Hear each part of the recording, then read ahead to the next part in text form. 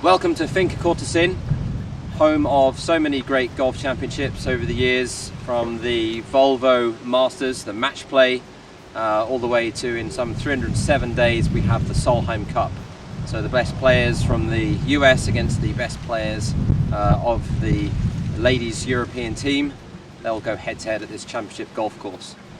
Finca Cortesin, it's a beautiful place, a real 5-star luxury resort, but don't be fooled by its beauty, because underneath it, it's deadly. It's a real championship golf course with teeth.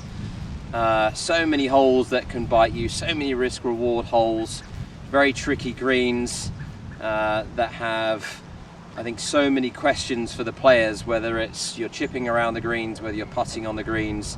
You've really got to be in absolutely prime A mode to perform your best. Over the years, I think we've seen traditionally that an over par score has always taken the spoils, not surprisingly. So stay tuned, let's see what our golfers can do in this championship.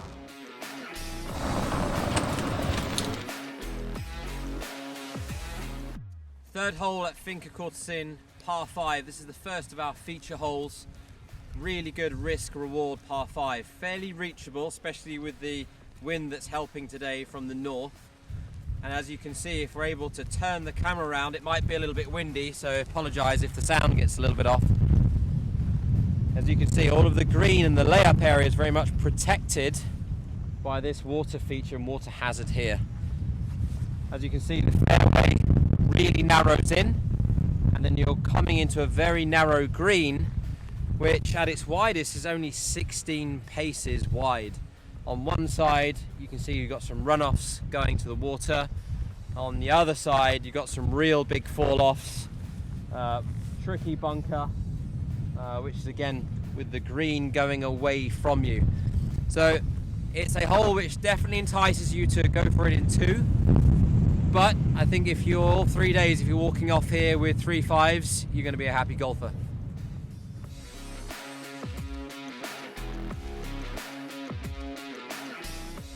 This is the 4th hole at Finca Cortesin. This is a great little risk-reward par 4. So for the gents on the competition tees, you're looking at a 250 metre hole. For the ladies, a little bit closer, 220. So we're on the ladies' tee box here. As you can see, the green is very much protected by the water hazard that's in front and lateral, so very much to the side.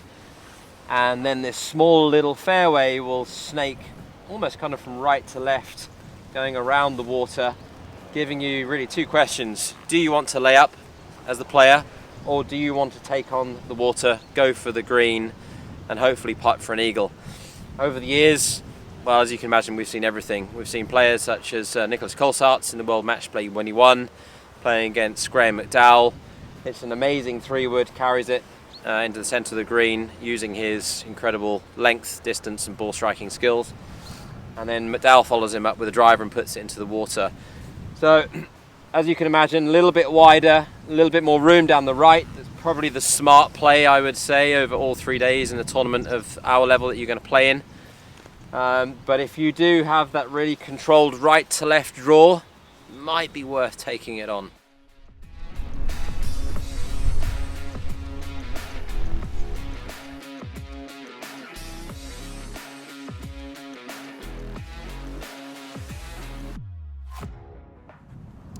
Ninth hole at Finca Cortesin. On the card, it looks like a fairly short par 4. 311 for the boys, 250 for the girls, that's meters, and a fairly generous fairway. Yes, there's a few bunkers, fairway bunkers dotted around, but overall here there's a lot of space. So you're going to be left with some sort of short iron into the green, some kind of wedge, but don't be fooled. This green in certain places is only 11 yards wide, 11 paces wide. Very, very narrow green with runoffs on both sides, some heavy slopes. You don't have to do much wrong. Watch this. Bit of downwind action, just the ball's rolling, and now that's gone. Another 30, 40 yards down a slope in the typical snaggy, wiry Bermuda rough. and then from there you're now faced with the shot with the green way above you, and then a similar proposition which is now the other side of the green, which can leave players almost like playing tennis across this very tricky par 4.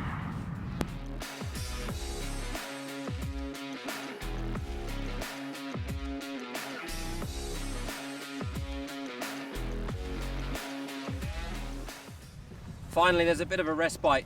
This is the 14th hole at Finca Cortesin, and it's almost a par 3, but I say that with caution. So measuring 275 for the guys, 211 for the ladies. It's a very reachable par 4, especially when you've got this north wind as we have today. Again, fairly generous here in the landing zone if you want to land it short and just chip it on. You do have some danger down the right and some danger down the left. And as you'd expect, the front of the green is nicely protected here by these trademark bunkers that we have at Finca Cortesin. There are the odd generous little gaps here that you could run your ball through. And a fairly generous green, not too difficult. Yes, you've got some slope on here. You've got 2 or 3 green complexes, but overall this is a hole where you should be looking to make a score.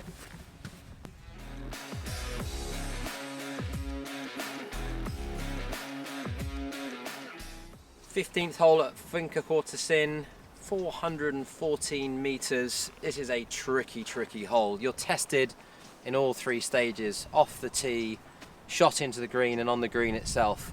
Let's start with the tee shot. Tee shot, we're going uphill. We're having to go over this ravine, and it's up to the player now to decide how greedy they want to be. How much of the corner do they want to cut to now leave themselves a shorter second shot into the green? If obviously you get too greedy, you're not going to carry the barranco or the ravine that's in front of us. And then actually beyond that, just for an extra portion of cheese, you've got some really gnarly deep bunkers which will leave you no chance to reach the green from there. So let's drive up to the fairway and take a look at the second shot.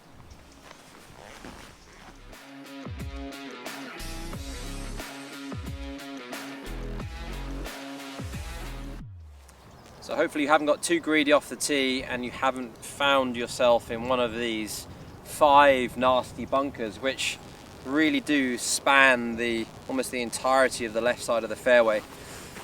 If you hit the good one, however, into the fairway, this is where you'll find yourself typically about 160 meters left to the green, which is now up above you, and you can just now about get sight of it. And there's a tremendously wicked right to left slope, so not just having to negotiate the slopes here on the fairway, which are quite considerable. I don't know if the camera picks these up.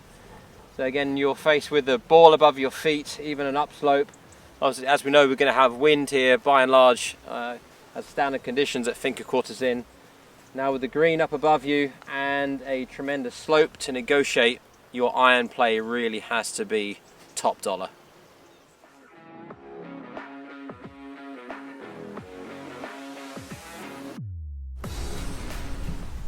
On the 15th green, it's unbelievably tough, not just because of the slope, but because again the potential miss. Anything left, you can see your ball is gone into the trees, and anything right, you're now faced with the shot obviously back down the slope. And bearing in mind your ability to control the ball is compromised because you're playing from a right to left slope with a bit of an upslope, so it's always going to promote a hefty draw shot. So just come with me, I'll give you a little idea of what the slopes are, or maybe how to use the slopes that the clever golfer would do. So a couple of years ago in our tournament here, we saw a lot of players just short, maybe either the bunker on the fairway, and they would look at the flag and they would play a standard shot to the flag. That's really not the way to do it. So if you're really smart and you can work out the conundrum that is Finca Cortesin, you can be in a spot like this. Sounds crazy, but from the bunker you might be better to play the ball up here, big landing area, and now just let the contours do the work for you. Just watch how that plays out.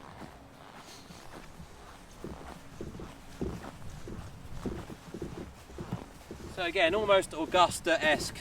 Understand the incredible slopes that are in play, and I think you'll do fairly well around this golf course. Okay, so this is what we saw 2 years ago. A lot of players in the front bunker, or maybe short of the green. Flag was somewhere around about here. North wind, it was stronger, so the wind was really now pushing this direction. So players were going straight for the flag, classic shot. And you can see now where the ball goes. So I played that as a nice little soft, kind of like high flighted hand throw. And there's no wind today, so that ball's not being affected at all. And it's not stopped yet neither. But with the wind, people were finishing in the bunker, off the green, chipping it back, playing table tennis. So we saw a lot of players a couple of years ago in the tournament when we had the wind very much in this kind of northerly direction, so playing down and off the right as you play this hole. So either players were from the bunker, chipping it out of the rough, or just from the fairway, going straight at the flag, as opposed to maybe now looking to land the ball in these kind of nice sort of higher areas, hopefully. Please, Mr. Sprinkler Heads. And now you can use these slopes. Even that as a worst case was better than being in the bunker, and if I'd have got that a little bit better, you can see now just how you can utilize these slopes to your advantage. So again, make sure your practice rounds are really well thought through to understand what slopes are going to help you and what slopes are going to hurt you.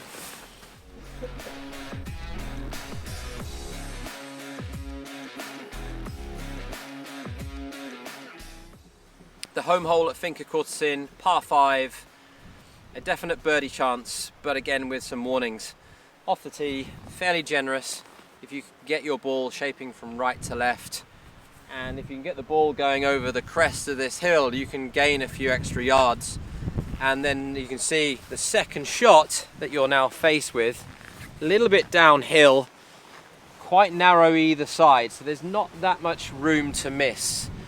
So again, if you're not quite respecting your dispersion pattern and you're going into this northerly wind when the ball can disperse even more, you can come off with a very high number.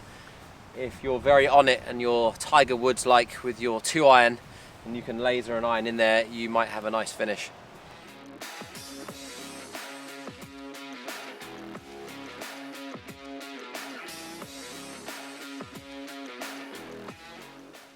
So I hope you've enjoyed our feature videos here at the fabulous Finca Cortesin golf course. Make sure, of course, that you subscribe and follow us on Instagram. That's AAA Golf Series. Again, I think our young players are going to have a tremendous experience at a championship golf course. Scores are always going to be a little bit higher than usual. That's the nature of the beast. But nonetheless, I think the chance to play this majestic course is going to be something that players are going to treasure for the rest of their lives. And I think certainly with the likes of the Solheim Cup coming up, it's going to be really relatable when they watch these superstars play. So great learning, great competitive experience. Hopefully we'll see you online during the tournament coverage.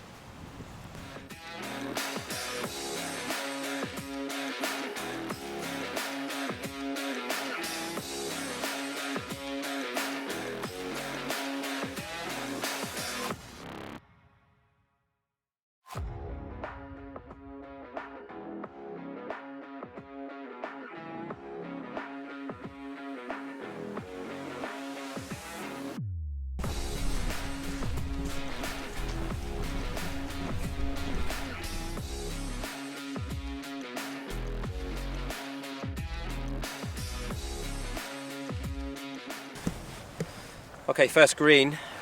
So obviously tee shot is no massive bargain in terms of the fairway because it's narrow-ish, and especially if you're playing it like today into wind, it's tricky. But when you come up here to the first green, there's some massive slopes on this green. It's not exactly wide. You've got some false sides. And then you've got these innocuous little slopes here, which aren't easy because, as you know,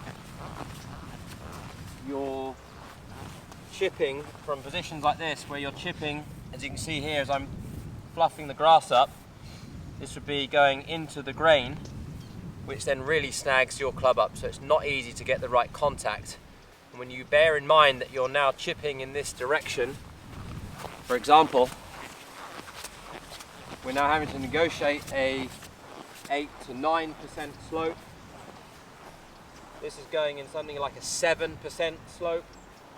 It starts to stabilize just for a very small period of time up on top. So make sure that you really respect this first hole. Honestly, I know it sounds a little bit negative, but as we know, this is the whole golf course. Don't try to beat the casino. It's a tough course for a reason.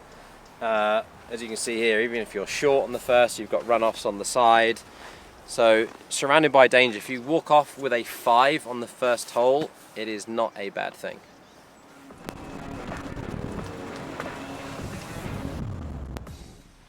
Second hole, par 3, playing about 180 meters. So today's wind, so from the north, the poniente wind, you're playing into. Extremely narrow green for such a long par 3. Dramatic slope. Predominantly, so if you've missed the green on the right, predominantly going in this direction. A front flag, be careful. Don't get too cute and trying to stop the ball high, it will just roll off. Take your medicine. If you can park the ball in the middle of the green here at its widest point for all 3 days, you've done brilliantly. But again, if you walk off here with a 4 each day, I know it sounds negative, but it's not a bad thing. Again, just for all the danger that's around. The amount of times we've seen players getting, I think, too cute, whether it's from the bunker. Again, you can kind of see as the camera pans around, there's all of these runoffs again. So it doesn't make chipping very easy, considering, again, you're going into the grain. As you can see, I'm going down, quite a ways down from the level of the green, so obviously the flight of the ball now won't have its full reach, therefore it will now want to run more. So much more difficult to control the ball compared to a normal shot. And I think, again, this is a very tough hole, number 2. Respect it. 4 is not the end of the world.